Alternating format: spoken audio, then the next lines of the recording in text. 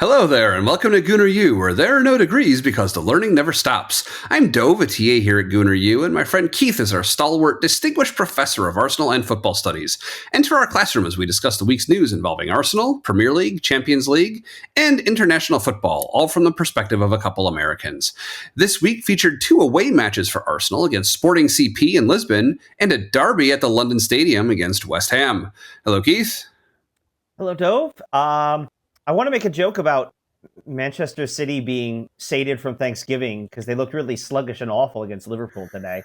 But they don't celebrate Thanksgiving, which a separate angle makes all the Black Friday sale ads you see running during the games really weird in a fun way. Yeah, really. I guess because we watch the American coverage. Yeah, it's... Oh, no, those ads are running in the stadium. It's Black Friday. Oh, you go to the team's website, it says Black Friday. It's Black Friday's gone global. Not Thanksgiving, but Black Friday. Okay, well, I guess that's par for the course with what America exports to the rest of the world. Yeah, make of that what you will. Well, so we definitely have a lot to be thankful for on the Arsenal front this week. But before we get to that, who's made it through to the final for MLS? Right, quick MLS update. I didn't see any of the semis, but it's fine because I'm not really happy about it.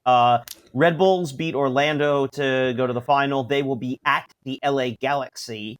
So the Galaxy will host. Galaxy have won 5 MLS Cups. They're the all-time leader in cups. Oh, okay. Red Bulls have still not yet won one. So hopefully both of those things continue. Although actually this is the first time the Galaxy have been this deep in the playoffs since Beckham was there. So right. It's been about a decade for them to really sort of kind of rebuild themselves. So we'll see how that plays out. That's interesting. So Messi is not the first European star to lead his team to persistent glory in MLS. I would not call what Miami is doing persistent, but well, they won the League's Cup last year, right? Yeah. And this year they made it to the play. Yeah, I guess this season hasn't gone as well. They had a great record. I mean, like the regular season was amazing, I guess is what I'm thinking of. And credit to that team for pulling off the Supporter Shield. And there's all sorts of conversation to be had about the MLS playoff system and all that. Yeah. But I mean, it is frustrating. As much as I love what the fact that Messi draws eyeballs to MLS, there is a frustration that the coverage really becomes Messi League soccer.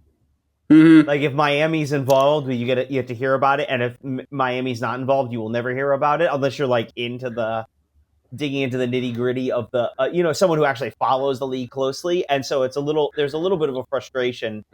I hear you. Yeah. And again, credit to them for their success, but this is a team that they won the inaugural version of League's Cup. They didn't come close this year. Missed the playoffs in his first season, partly because of how late they came on. And they were good and then sort of immediately flamed out. So whereas, there are several other teams that have had kind of consistent success and not getting that recognition, but that's, Yeah.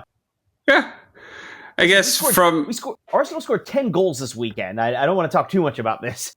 No. I guess one last question. Would you prefer Messi League Soccer or the Taylor Swift Chiefs? Well, the reason that works, though, right, is because the NFL is already omnipresent. Like if she was dating an MLS player, then literally all you would hear about, even if she was dating a guy on some mid-table team. Like if she was dating a guy on Sporting Kansas City, we'd never hear about that. That would be all you hear about. The Kansas City Chiefs have won 3 of the last 5 Super Bowls. Like they're actually that good. So I mean, it's the perfect storm, right? It's 2 giant cultural behemoths, professional football and Taylor Swift, have merged, and that's where that comes from. Yeah. Okay. Yeah. Good call. But as you said, this week there's plenty of Arsenal to talk about. So let's head over to Portugal, where we played against Sporting CP for the second time since, well, I guess the third time altogether because it was the two legs in the Europa League when we last played them. But since I've been following the team, this was a much better result than either of those last two times. That's for sure. And let's be clear about this. Sporting is not a joke. Before Wednesday, Tuesday, they had yet to lose a game in any competition this season. They were 11 wins out of 11 in Portugal. They had 3 wins and a draw in the Champions League, including a win at that same stadium against Manchester City. A pretty resounding, like 3-1 or something. And so that's all gone. We smoked them. Yeah.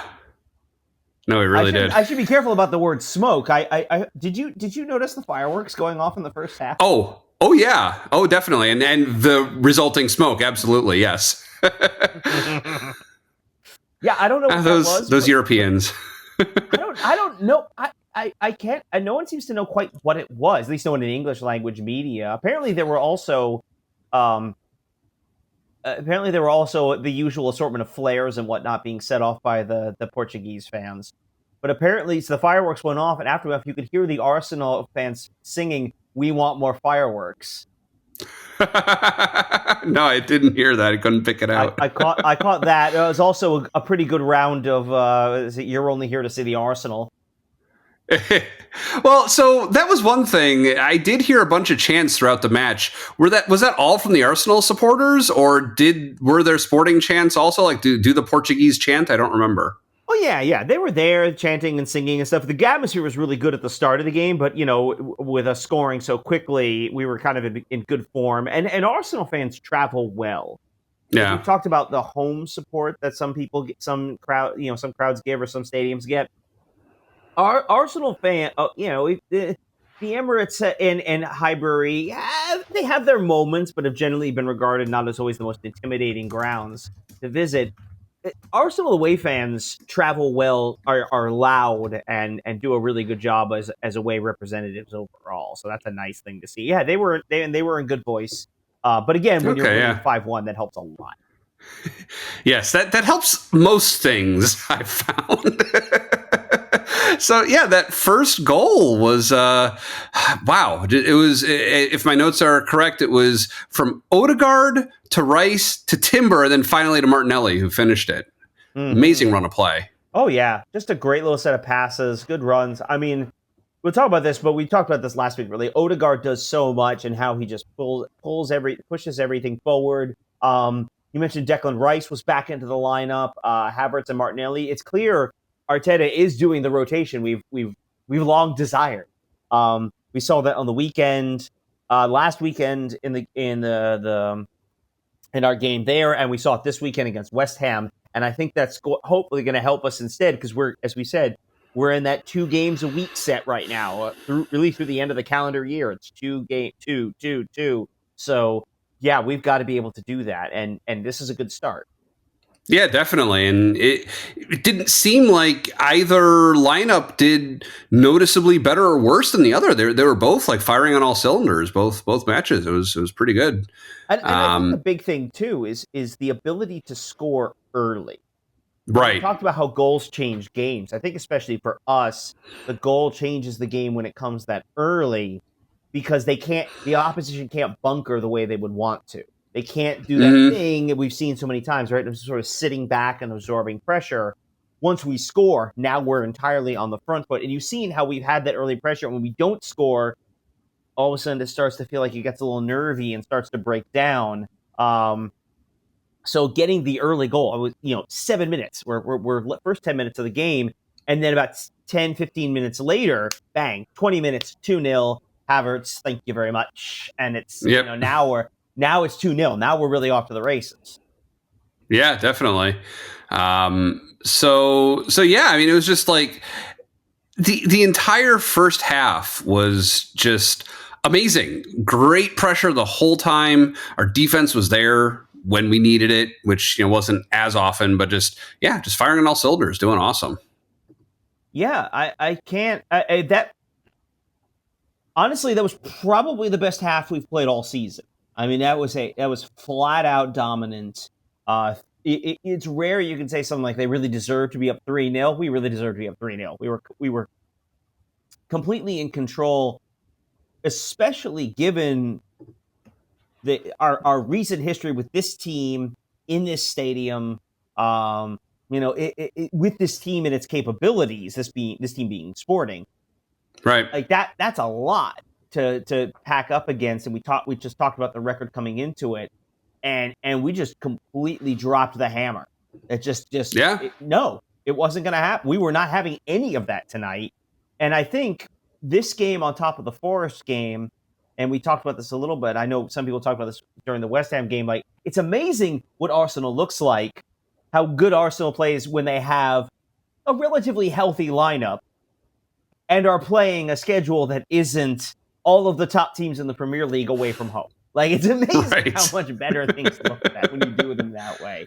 Well, yeah, and also, I mean, comparing to the last time we played against Sporting too, I mean, just looking at the goal contributors, right? I mean, Declan Rice, Urian Timber, Kai Havertz, those guys weren't in the team the last time we played Sporting. I mean, that's clearly making a big difference. Oh, absolutely. I thought Timber had a great game. Rice was a little more anonymous, not necessarily in a bad way, but I know he's dealing with the toe thing, so I'm not gonna go crazy about it. I think especially the back line, having Timber and Calafiori, and then especially, I mean, Gabriel and Saliba are, I think, almost certainly the best center back pairing in maybe the world. I mean, you look at so you may have heard a little bit about Gyökeres, the Sporting striker. You heard a little about him, right? Victor Gyökeres. Maybe. Yeah, he was sort of their big name coming in. He's had a bunch of goals this season. He's a name that's sort of being thrown out there for a lot of big clubs. They say January. I doubt he gets sold in January. He probably goes in the summer when he can go make a lot more money. He and Sporting especially can make a lot more money on the transfer. Yeah. And he was completely bottled up. I think he had one decent opportunity in the second half, but otherwise, I mean, just completely shut down. So much so that after, you notice when Gabriel scored, so Gyökeres, when he scores, like, does this, hands over his mouth like a mask. When Gabby scores, he goes over to the camera and does that. He stole his celebration. Oh, man. That's funny. That was before their goal. Yeah. That's funny. I don't.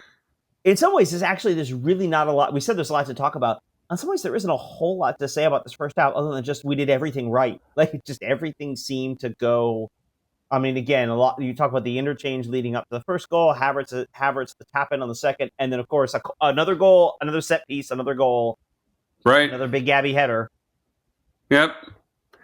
Yeah, that was in stoppage time too, which, we're not letting up on the gas at any point. Mm-hmm. Maybe a little bit against West Ham, you could argue, but like we kept the pedal to the metal against Sporting.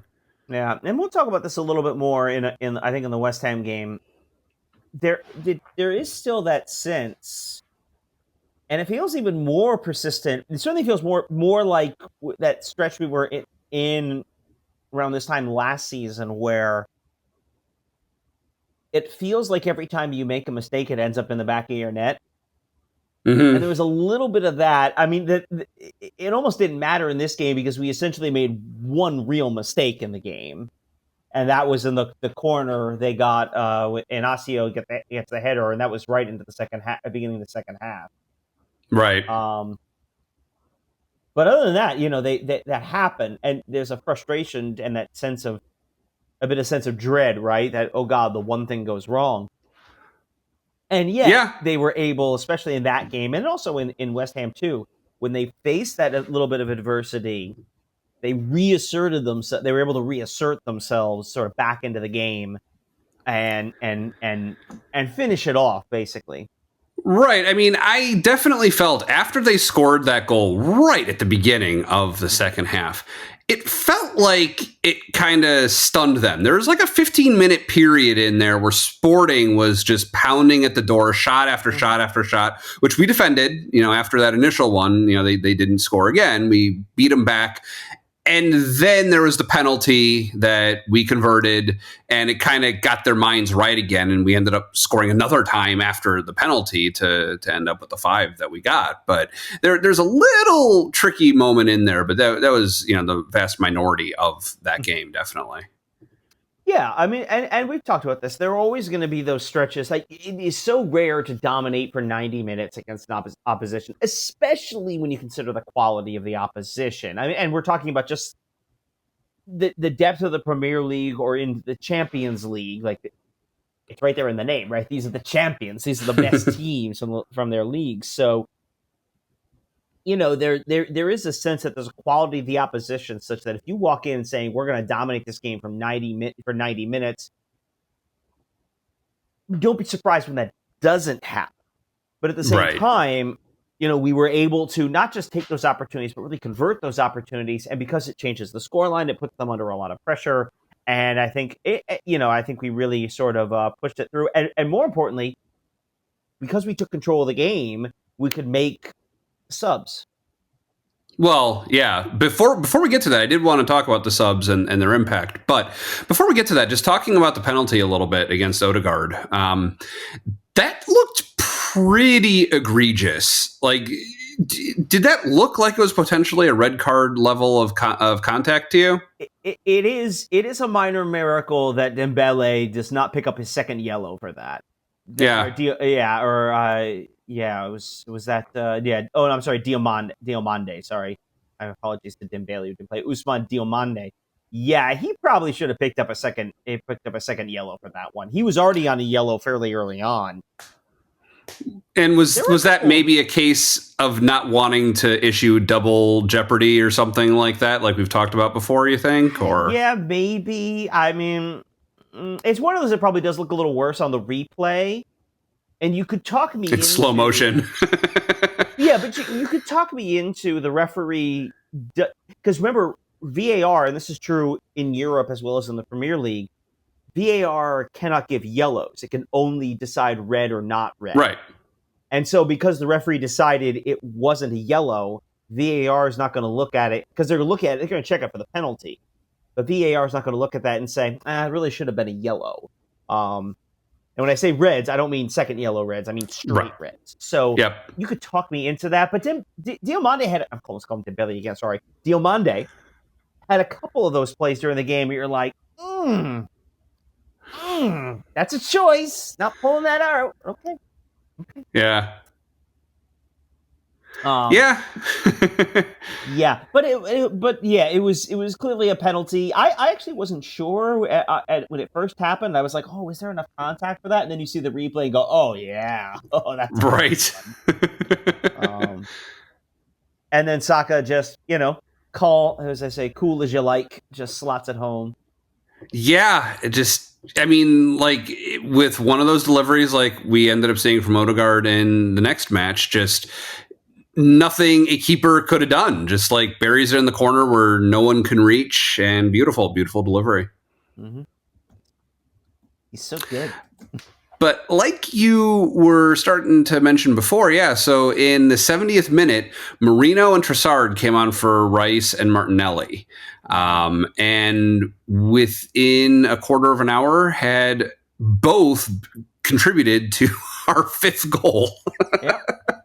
That's what you want to see. You come on, you make a play happen. And that's what they did. They came on, they made something happen. It's a little weird to come on in a game that's already 4-1, like especially if you're winning. Like the instinct at that point is in some ways to take your foot off the gas a bit. And that doesn't necessarily mean you slow down. You slow down your own play in the sense of let's take the air out of the ball. Let's not try to run, not necessarily looking to run up the score, even if there might be a benefit to it. But kind of, especially for us, right? We're talking about the rotation. We're talking about the constant flow of games. We don't need to go 90 miles an hour every game. We can take a little bit off and save ourselves, both in terms of bringing guys on, but also in terms of just the guys who are still playing, not having the full, not playing to not going 110%, right? I mean, Saka played 90 minutes, and so Marino is an interesting one for me because the fact that he wasn't on the squad at all on Saturday. And it makes me wonder if part of his limited appearance in this game was related to whatever injury was there, or because otherwise he was on the field for 15 minutes, 10, 15 minutes, 20, a little more, 20 plus minutes. You wonder if he picked up something there. Who knows? Or maybe it was in practice. I don't know. But to see them come on and sort of keep up that pressure, keep up that intensity, and then from there, of course, pick up another goal, 5-1. Yay! It's pretty good. We saw Zinchenko come on. Wanyeri got Champions League time. Right. I have to say, actually, did you notice who else was on the bench? Who didn't really come in, but who else was on the bench? No, I don't think I did. It was Scottish left back Kieran Tierney. Oh, he was on the bench? No, I totally missed that. He was on the bench on Saturday too. It said it was the first time he was on a Premier League bench. I think they said like a year and a half. Right. Like the end of 22. Like it's been, or a year 23. It's been a while. Yeah. So good for him. Yeah. No, I mean, he wasn't bad when he played for us. No, he doesn't fit what Arteta wants to do, so he doesn't fit the line. Also, he keeps getting hurt, which is unfortunate for him, especially. But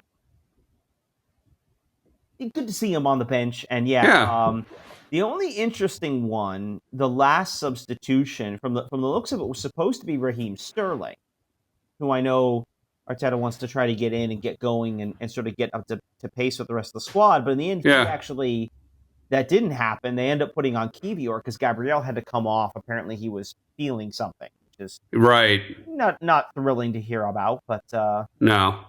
But yeah, I mean, we can nitpick some parts about that space where they've looked a little looser. I mean, we talked last year, right? How the strength of their defensive record and how few goals they conceded. I haven't been that for a while, unfortunately. Not a crisis. We just won the week with 2 games this week, 10-3.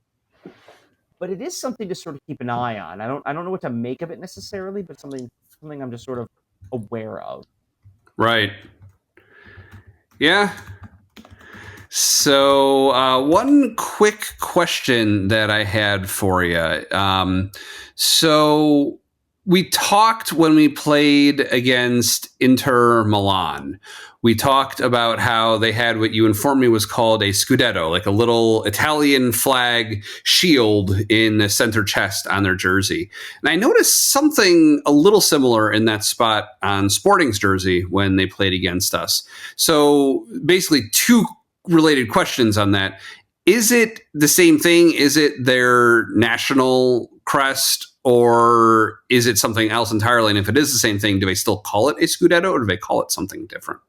It is a scudetto. I mean, the scudetto is one of those words that just kind of translates everywhere. Like it's called a scudetto. We know in Italian it means little shield, but everywhere else it's just the scudetto. Yeah, that's a Portuguese symbol. I forget exactly what it represents, the 5 kingdoms or something. But anyway, if you look at the Portuguese coat of arms, or especially in the flag, it's the red and green, and then there's an armillary sphere, sort of that old style, like, movement of the, latitude, longitude version of the Earth.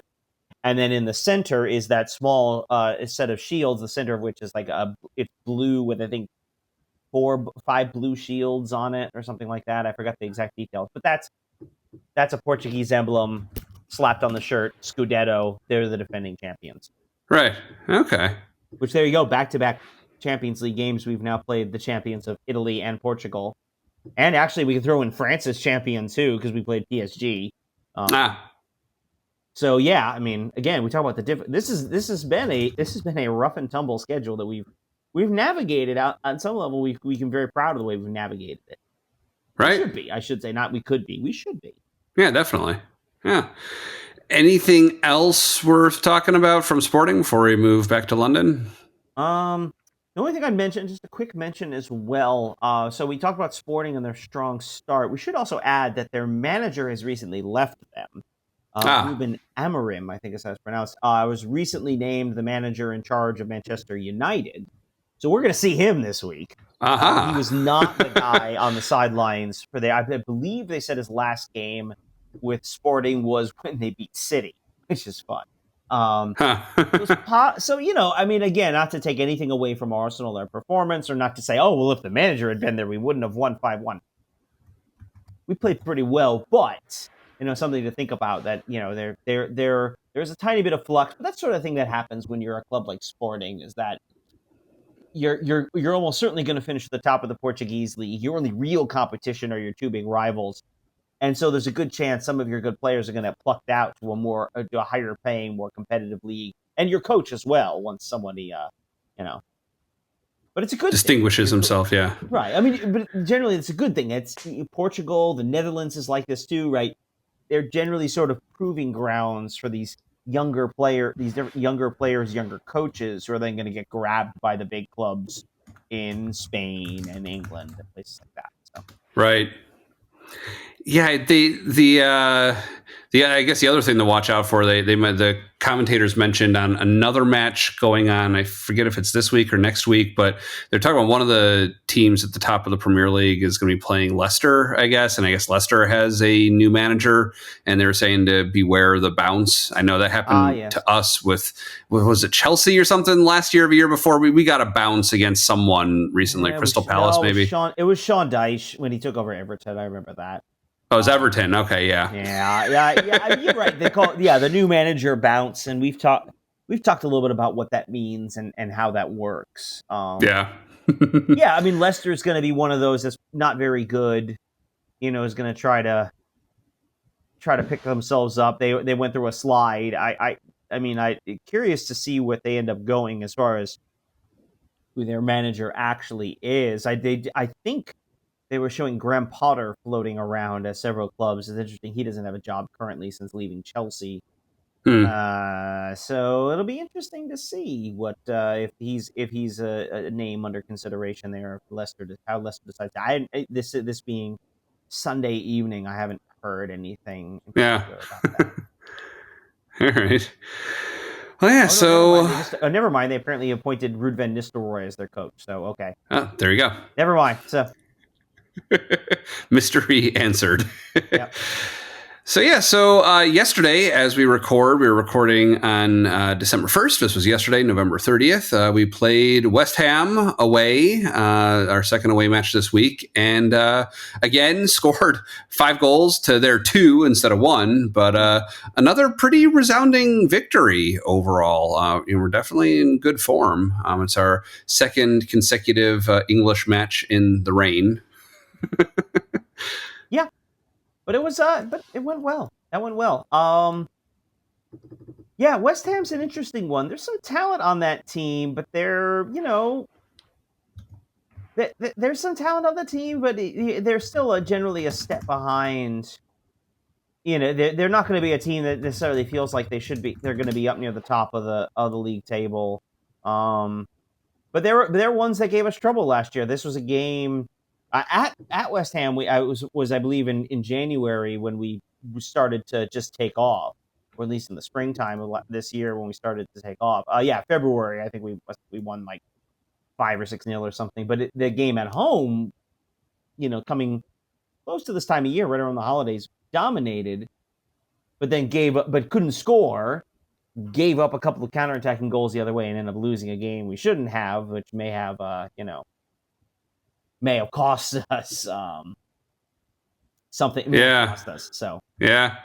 The commentators mentioned early on, I'd missed who they were talking about first, and I just looked it up, but apparently their manager was serving a touchline ban this week. Julian Lopetegui. Lopetegui. I hadn't caught that. I guess maybe it was interesting. We were looking, and I'll be honest, I don't know what a lot of these guys look like. it was interesting how like they kept flashing up to this guy up in the stands. Right, that was him. I wonder if that was him.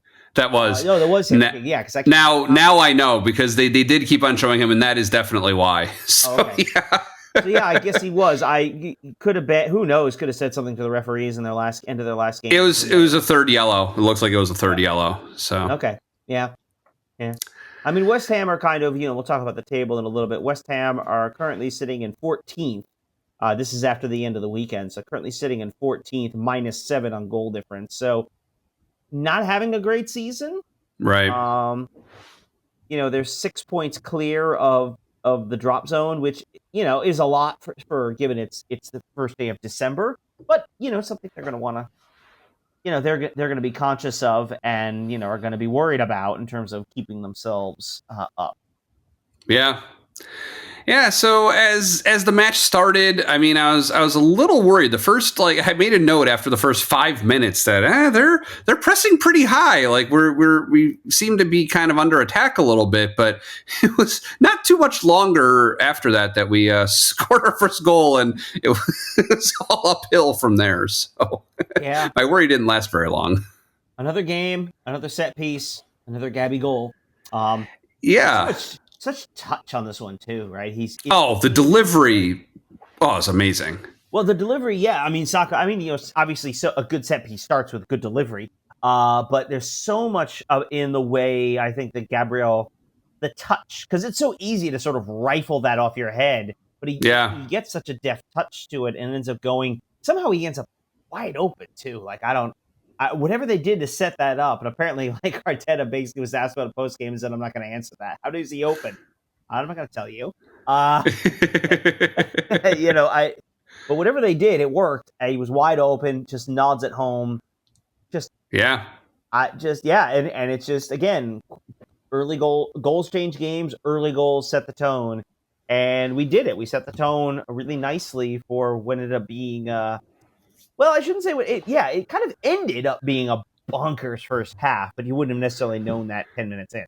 No. What I was wondering 10 minutes in is, having seen 2 consecutive matches with Gabriel Magalhaes heading in goals from set pieces, it led me to wonder. I mean, he is a defender. And we've talked about how we have a lot of tall players, Kai Havertz, Gabriel, even Saliba. Well, is Saliba one of our tall guys? Yeah. Not so much, right? A little bit? So, yeah, Saliba. Declan Rice is taller.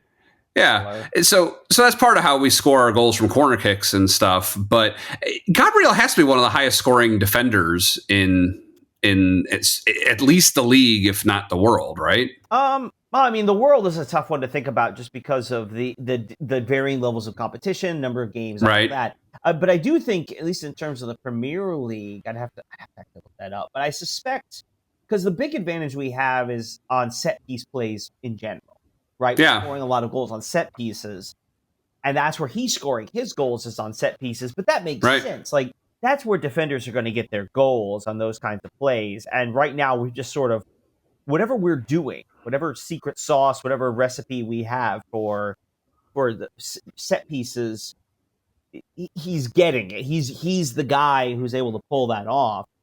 And so, like, it's easy to he's the guy who's able to pull that off. I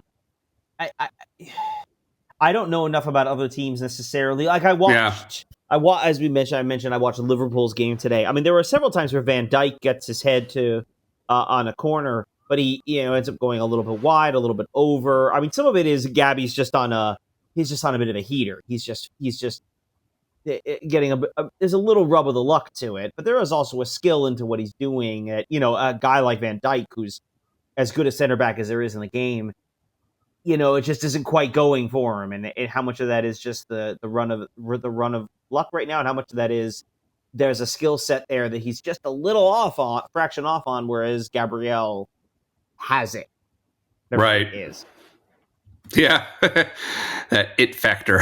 Mm-hmm. But yeah, so no, that was a great one. Like you said, yeah, just a beautiful finish from Gabriel on that one.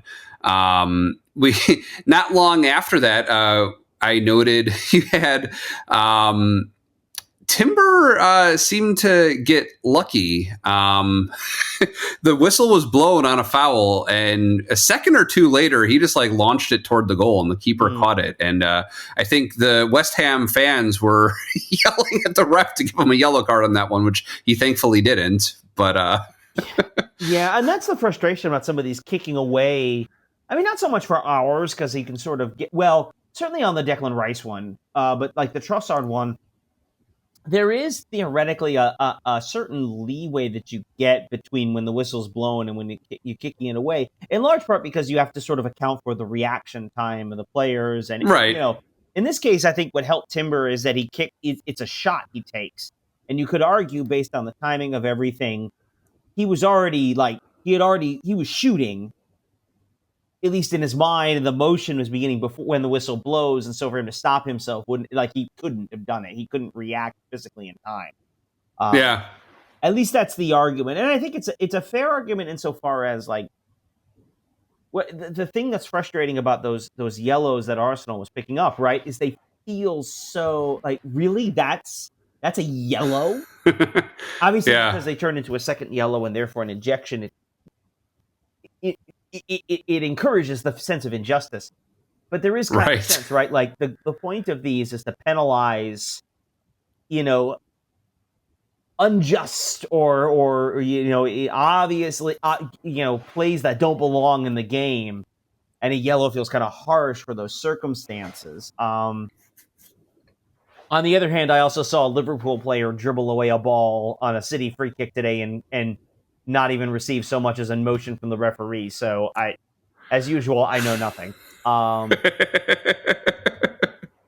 of it makes any sense. But yeah. I'll be honest, he didn't. I didn't really think much of it at the time. So no, West Ham. It's hard to tell because anytime a call goes against the home team or in the favor of the away team, the home fans will boo. So it doesn't. Of course, it doesn't really tell me anything. Did you notice the other thing that was triggering booing frequently throughout the match? Every time Declan Rice touched the ball. We didn't know what they were booing at first, and I was like, oh, of course. That'll happen. In their defense, we underpaid for him, so we probably get him to pay. You're rubbing salt in the wound now. But so the next goal came at in the 27th minute. This was a beautiful pass. Odegaard up in the air to Saka. Saka fields it with his thigh chest. Saka then crosses to Trossard, who just nudged it past. Like Saka beat, if I'm remembering this one right, he kind of beat the keeper. He was in a 1v1 with the keeper, just crossed it just past the keeper, and Trossard finished, and it was another one.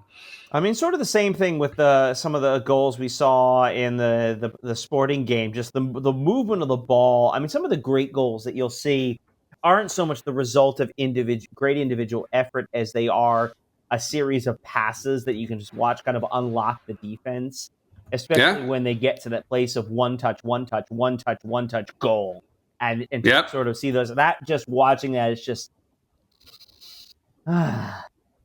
pretty. It's so pretty. Well, I mean, also something else you just reminded me of. I mean, if you look at how they show all the goals scored at halftime or at the end of the match, right? And you see that graphic from both the Sporting match and the West Ham match.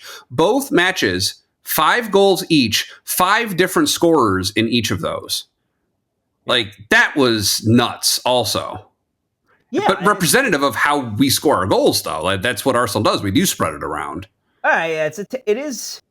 You can go both ways on that. The negative side to that is, if your goals can come from anywhere, sometimes you want the idea. We've talked about this. You want that kind of talismanic striker who, like, if you absolutely positively need a goal, who's the guy who can get you one? And we don't really have that player. No.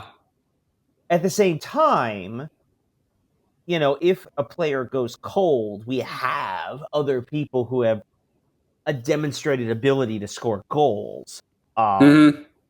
So, I mean, you can go both ways on it. I don't think it certainly wouldn't hurt us if we had a dedicated, like, out-and-out number 9 But also, I think as long as we're able to get some of those early goals, those first half goals, I think we're generally going to be fine. It's when that kind of striker really would be useful to us. I think more in a case of like late in a game where we haven't been able to get anything going, or it's 0-0, or even if we're down a goal and like you need a goal. Mm-hmm. You know, you don't have that guy you can sort of throw on, and those guys are rare, of course. So it's hard to really fault Arsenal for not having that.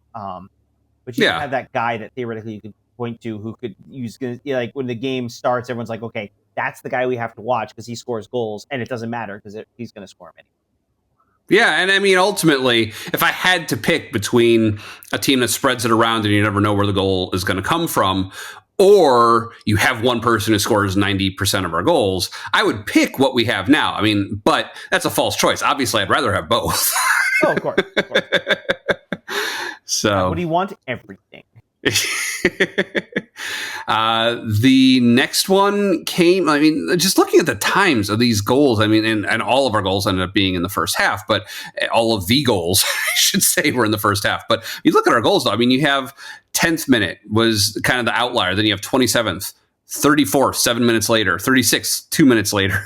Then they had theirs 2 minutes later. Then we had they had their second one 2 minutes after that. And then it was another 10 minutes before we scored the final one. But yeah, it was quick succession. Yeah, I mean, and it's a great pass from Trossard. He finds Havertz, slots at home. I mean, that one-on-one is a harder play than it looks like. Oh yeah, because you're almost like the intensity is like you almost have to score, right? But Havertz does really well to slot it home. Yeah, and everybody gets to sing, and that's fun. I mean, yeah, you think about it. Just in that, in a 10-minute stretch, it went from 1-0. Okay, there's some room in this game to come back and to 4-0, and it's like, well, I guess it's over. Yeah, basically, that's what it felt like, certainly. And then suddenly it kind of wasn't. Yeah, oh my God, that run of play on their part that resulted in their opening goal. I mean, that was just an amazing pass, just threaded perfectly through our whole line. It wasn't like we necessarily did anything particularly wrong. It was just, it went right, it threaded the needle right through our back line, and just they got one over on us. Yeah, and that's the again, sort of that kind of on the fence we are about the Sporting game, because you could say this about Sporting's goal as well, and the 2 ones from West Ham. I mean, on some level, you just gotta tip your cap. I mean, they're great play. I mean, and yeah, the first one especially, like some of that defending, they left some guys open they shouldn't have.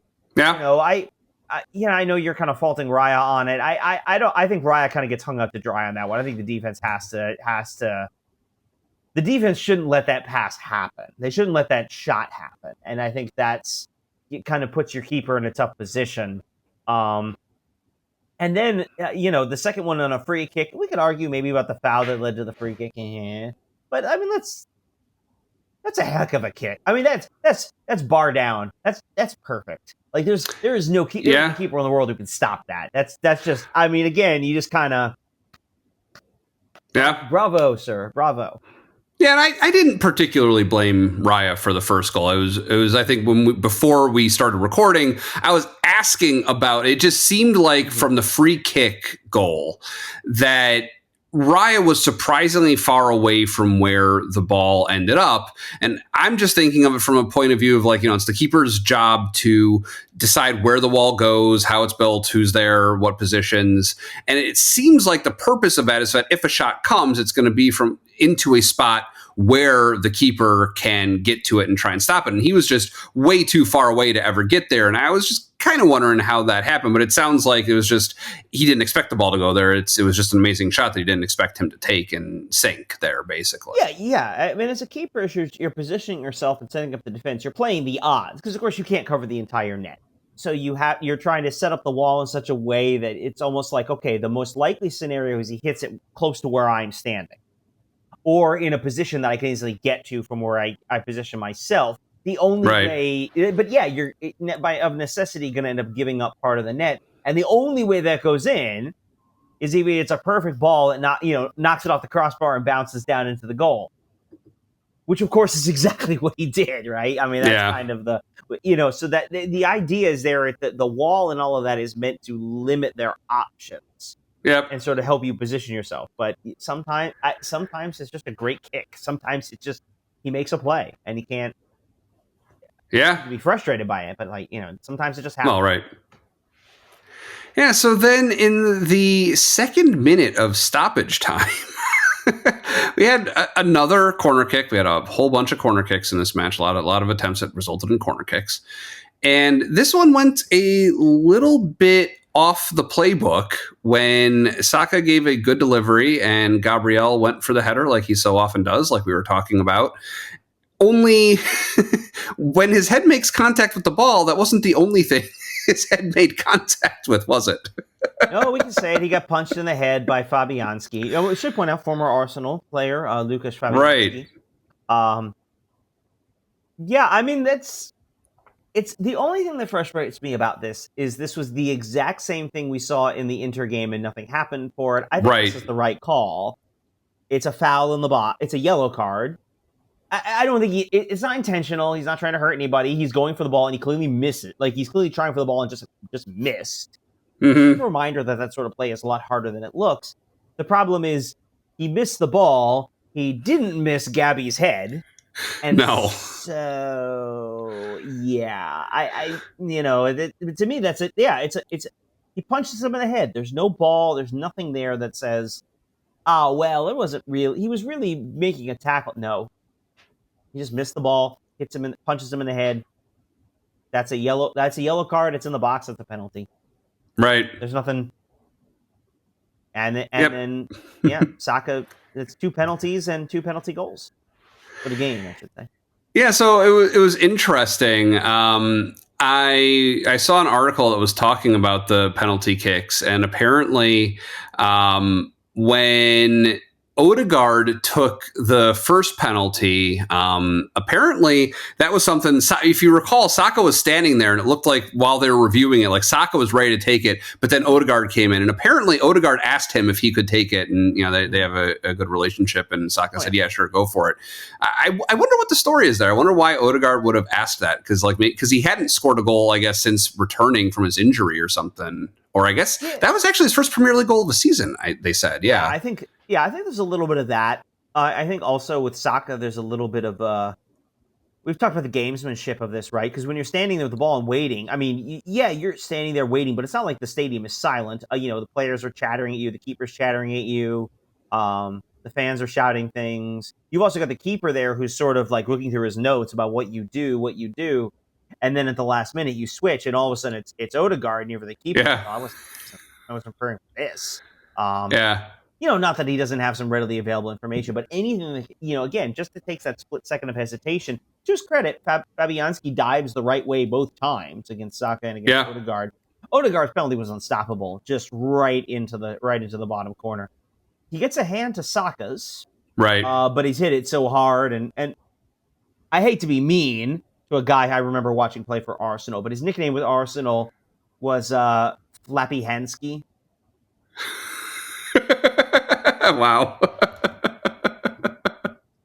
Yeah. I mean, again, he gets it. And look, that's not necessarily on him. Like, I mean, if that ball came in on my hand, it would take it clean off. I mean, that ball was But as a keeper, you want that. You got to be able to, get when you get your hand to it, you want to be able to make the save, and he just doesn't. And no. It's 5-2 at the half.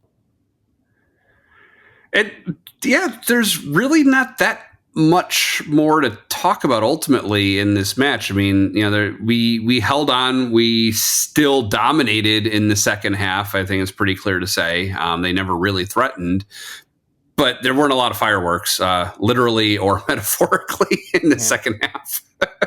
Yeah, but I think that's, again, sort of like we talked about in the Sporting game, and we saw a little bit of this as well, right? They were able to make some substitutions and some rotation in the lineup in terms of guys playing or not playing the full 90 minutes. The only one that was a little disconcerting was Gabriel coming off the half. Right. I forgot about that. Yeah. Yeah, because you'll remember as well, like, according to Arteta, it was based on the injury that he had in the midweek, which is what pulled him off in that game. But remember, it also does come right after he got punched in the head. And all jokes aside, like that. Now, apparently, Arsenal was able to avoid any of the concussion protocols, which would keep him out for the next game. I don't know if he'll play against United on Wednesday, but we do have,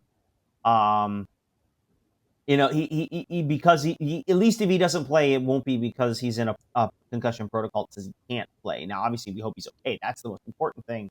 He's healthy. Especially given Partey was out for this game, Marino was out for this game. We were surprisingly light in a lot of ways, but able to get some rotation. Got Zinchenko on again. Wanyeri comes on. Jesus got some time. Raheem Sterling, who actually did get in this game. It was good to be able to see us do that. And I think the other thing, too, is, like we said, when you're up 5-2, I mean, yeah, technically goal difference can play into it. And yeah, it'd be better to win 7-2, but also, like, you won 5-2, man. Game's over. Like, we don't need to go all to the wall for a game that we're up 3 goals at the half like this. Like, if we can take the air out of it and just kind of pass the ball around and just kind of just play it out and not really make a low event game, kind of take a little bit of the edge and the intensity off. Right. I think you do it. And at least I don't have a problem with them doing it. And I think, it's a sign of that. Because, again, they got the game today. Again, 2 games every week. So here, midweek weekend. We got United on Wednesday. So got to be ready. Yeah, right.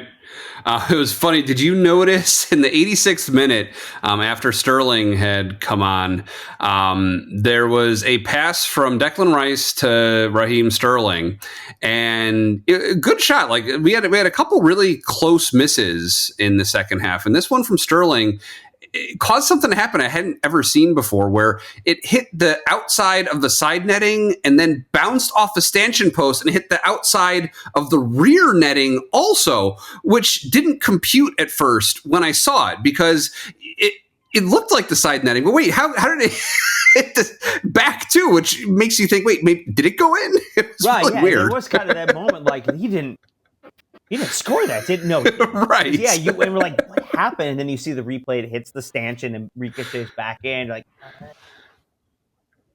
but yeah, that was an odd one. Sterling's an interesting one. So there was a guy there, actually at the bar, who had a Raheem Sterling Arsenal shirt on, which is an odd choice to buy for a jersey. You're clearly a bit of a fan. But man, we would have gone nuts for him if he was like, he's going to do it. He's pointing to his back of his shirt. He's going to do it. Yeah, he had a couple of close attempts. There was that one, and then he took the free kick also that was really close. That was a great free kick from outside the 18-yard box. That was a good shot. Yeah, I do feel like so this is going to be one of those random predictions. I just had a feeling about if we win a trophy this year, and it could be we're alive in all 4 competitions, so it could be anything. But if we win a trophy this year, I feel like Raheem Sterling is going to have a moment that he's a part of that sort of makes that happen. Like, this is a bit of the example I'm going to use is a little bit more dramatic than I necessarily mean, but I mean sort of like I'm thinking Reece Nelson against Bournemouth, where he scores like in stoppage time, a game we were down 1-0, we end up winning. Now, I'm not saying that's going to be the case because that would be bonkers, but he's going to be if somewhere in the run towards whatever trophy it is, if it's the league, if it's the FA Cup, whatever it is.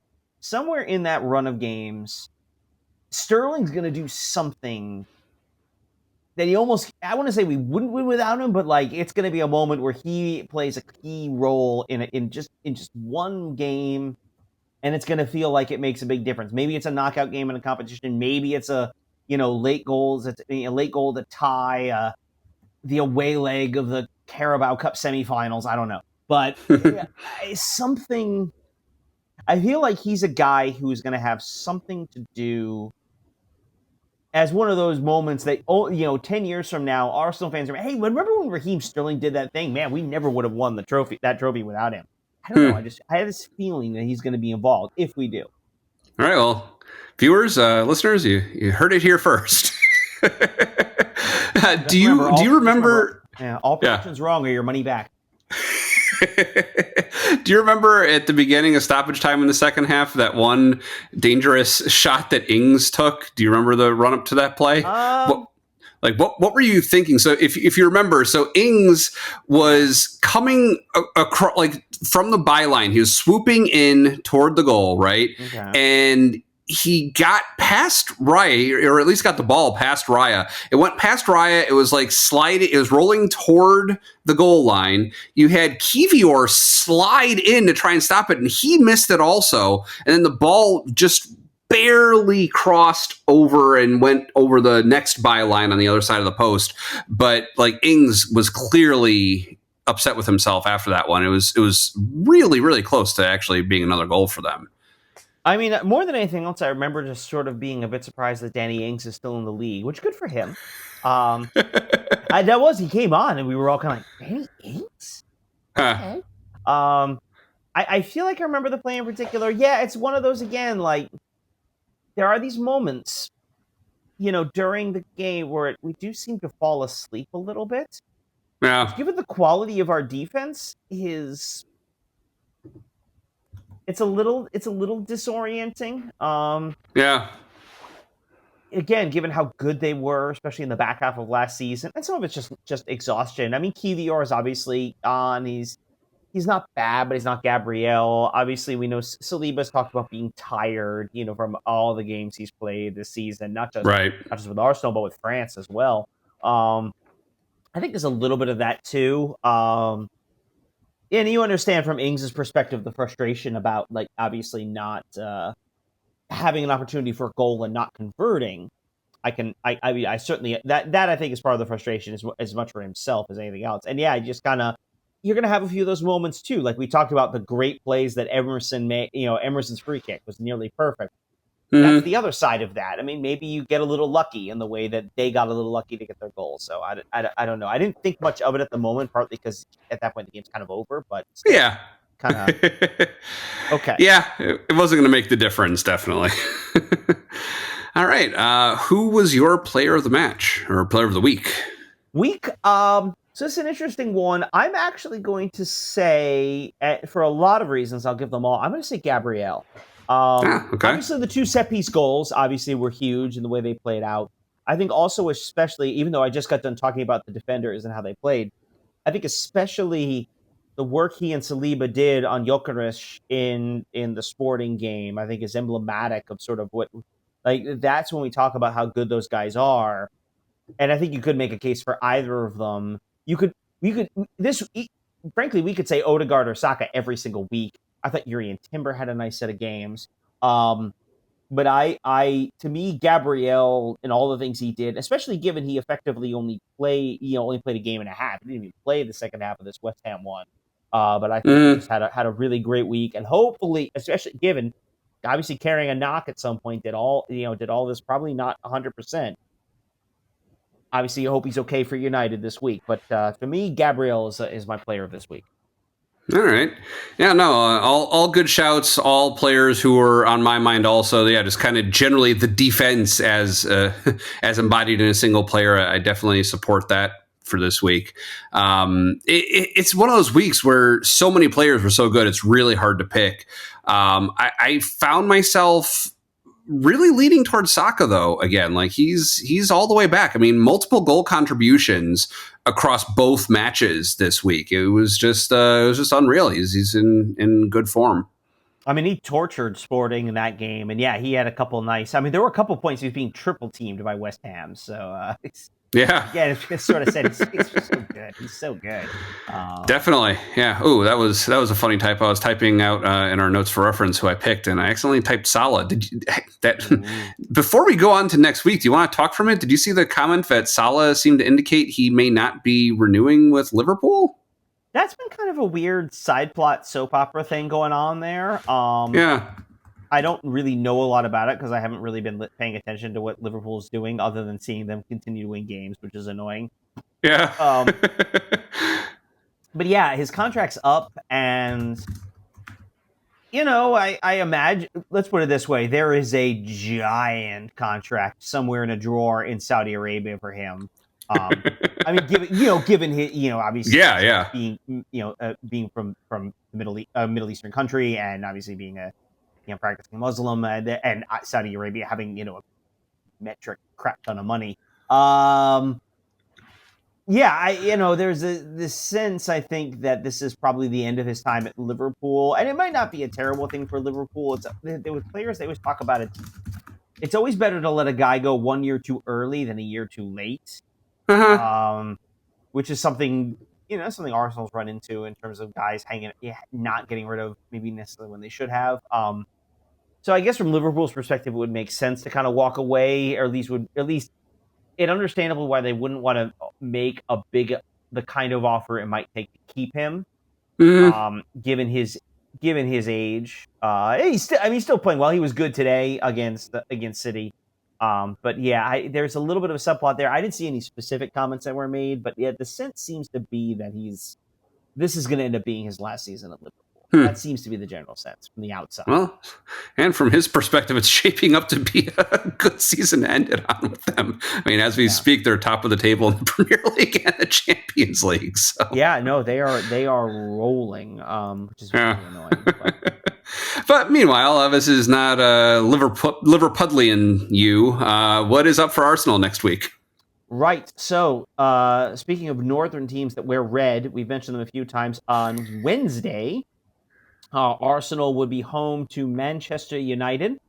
Again, under a new manager who's had a decent start with United so far. We'll see how that plays out with let's say a better competition.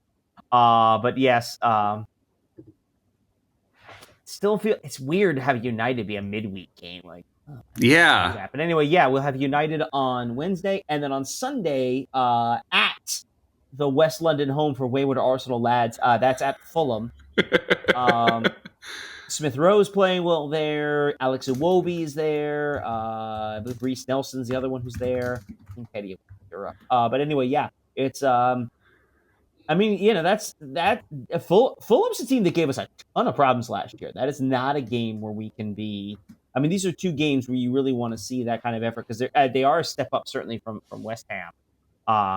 United more by reputation, but we know they've got some talented players, and they always seem to, at some level, something about United always seems to bring out the worst in us, which isn't always a bad thing, but it sometimes is. And then Fulham, I mean, we kind of owe them a little bit for last season, so I would like to see us repay that, but we'll see how it goes. Two big games, again, 2 every week through the end of the year. Yeah, so that's the ride we're on. All right. Well, thanks for joining us at Gooner U. If you're watching on YouTube, you can also listen to our show on Apple, Spotify, and some other places. If you're only listening, try watching us on YouTube with a link in the show notes. Your homework for today is to reach out and say hi with a comment, reply, or a review on your platform of choice.